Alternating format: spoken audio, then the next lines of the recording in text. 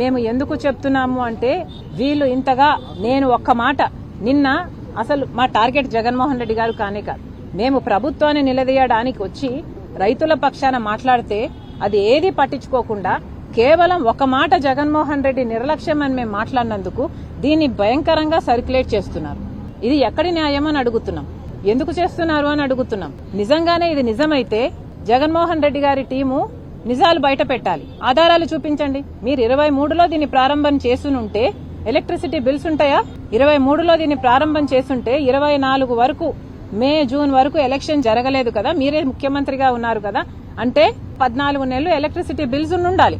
ఆ బిల్స్ ను బయట పెట్టండి. ఆ 13 నెలల్లో ఈ ప్లాంట్ జరిగింది అని మీరు అంటున్నారు కదా, ఎంత అరటి ఎన్ని టన్నులని మీరు అక్కడ స్టోరేజ్ చేశారో దాని రిజిస్టర్స్ లేకపోతే దాని రికార్డ్స్ ఏయో ఉంటాయి కదా, అవన్నీ కూడా బయట పెట్టండి.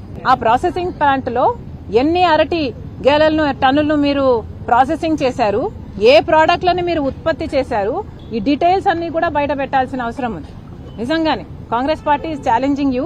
మేమన్న ఒక్క మాట పట్టుకొని మీరు ఇంతగా మమ్మల్ని సతాయిస్తున్నారే, ఈ నిజాలన్నీ బయట పెట్టండి. మీకు దమ్ముంటే మీరు చెప్పిన మాట నిజమని నిరూపించండి.